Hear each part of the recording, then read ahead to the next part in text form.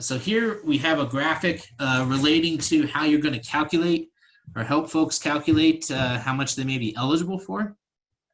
And you'll see at the top there, it says, are your business hours required to close due to public health order? And we're going to ask folks to follow the flow chart, either go left if you were or right if you weren't. I'm going to work down the left side quickly and go through this.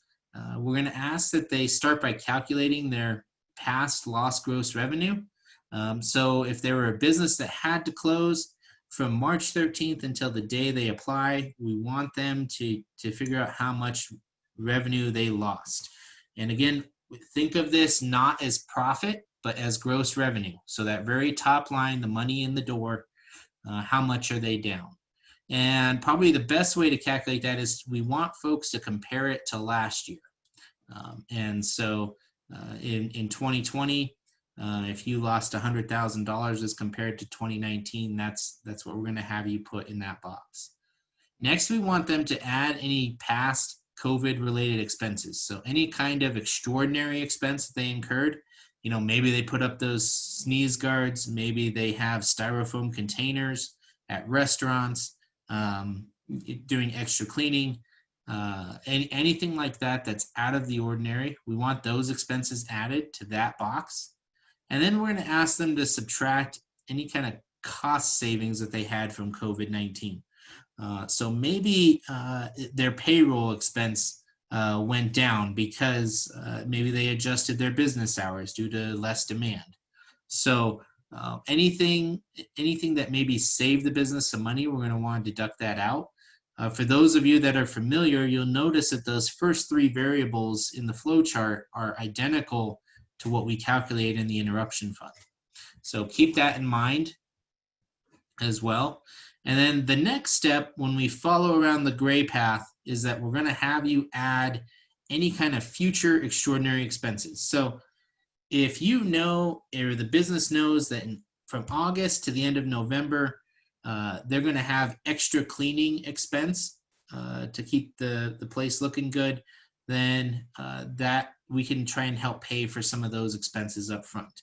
If you know that you're a restaurant and you're spending an extra $500 a month on styrofoam containers, we can help pay for some of that expense up front as well in this future extraordinary expenses box. Now, remember on the expenditure plan, when you do that we are going to be asking for a report at the end of the year. And so we want folks to show that that money was actually spent on those items that they said they were going to be. Then we're going to ask that you subtract any kind of funds received from the interruption fund. So this was the first phase from the Business Council, the interruption fund. The Treasury guidance says we can't be double counting any kind of that CARES grant money for twice for the same loss event. So please make sure that is deducted out of there. And then also we want to subtract any other kind of new CARES Act money that provided a benefit to the business. So we've received a lot of questions about PPP forgiveness. How do we account for that? Make sure that if it provides that benefit to the business that we want to deduct it. If it is a loan, like an idle loan, that does not need to be deducted. So anything that was forgiven or any kind of, I don't want to say free money, but again, provided a benefit to the business, please make sure we deduct it. When you go down the right side of the business, it's going to be a little different. I think the vast majority of businesses were not required to close. And so what we're going to ask them to do is that we want them to calculate their total loss as a percentage this time. Not dollar for dollar like on the other side, but just as a percentage that they were down from 2019 to 2020. And then multiply that percentage times their total operational expenses during the same time frame. So the goal of this is that a lot of businesses had less revenue coming in the door. However, those expenses were not less. So we want to try and help those businesses by kind of giving a proportional, almost reimbursement, if you will, to pay for some of those expenses. So for ease of math, if we know that total operation expenses from March 13th until August 4th was $100,000, and the business was down 30% from last year, out of that box would come $30,000. Then they're going to follow the same path as those businesses that were required to close. So same thing. If those businesses are going to have future cleaning, future extraordinary business supplies going forward to deal with COVID-19, they would enter that there. They also will have to subtract any money that they receive from the interruption fund and subtract any kind of other money that they may have received from CARES Act funds as well. So please keep in mind, I think that the flow chart makes it fairly easy for folks to follow. But if you're helping these businesses, try to focus on the primary activity of the business in determining if they were required to close or not. And then hopefully the rest of the flow chart is not too difficult to follow after that. So now I'm moving on here. We're going to have, you'll see this is what the relief fund worksheet looks like. You will, excuse me, we'll have a number of things on there. This is, will also include any kind of expenditure plan going forward. We ask that businesses only complete the yellow fields in this. And so you'll see, I believe, again, it's fairly easy to work with, and we'll calculate it for you. And so when you're doing this, please make sure that that all goes as smoothly as it can fairly well. Also, we do have some examples on the website of different kinds of businesses that will be able to show this. And so if you're unsure how things should look, please go to the website and look down through the personas that will help you with this. So next, I'm going to kind of give you a fun kind of real life example to work through the worksheet really fast. I'll try not to take too much time, but that way all of you can see exactly how this looks in real time and how it will calculate for everybody at the bottom. So just bear with me for a second.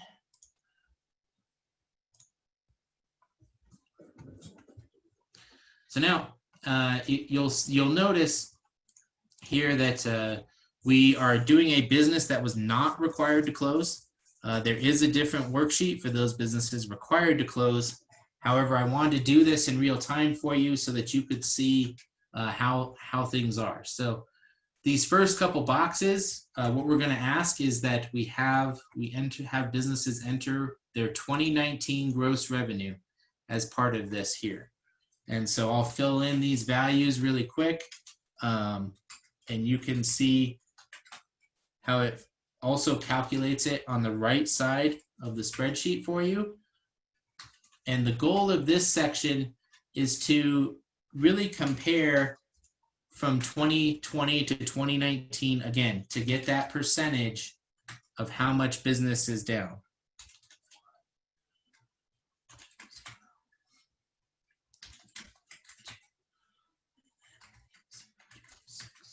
So you'll notice here on the right side, we added up those boxes. We've had some people ask, well, how come it goes all the way to December? We set it up this way just depending that maybe not everybody's going to be applying in August for those things. But when we're comparing the gross revenue, you can see in this box right here that they were down 21% in 2020 as compared to 2019. So next, what we're going to say is we want folks to enter in their actual expenses during the same time frame. So I'll enter those really quick for you. And you can see, again, in real time, how it will calculate it all for you. And then we'll scroll to the bottom and you can see that kind of stuff.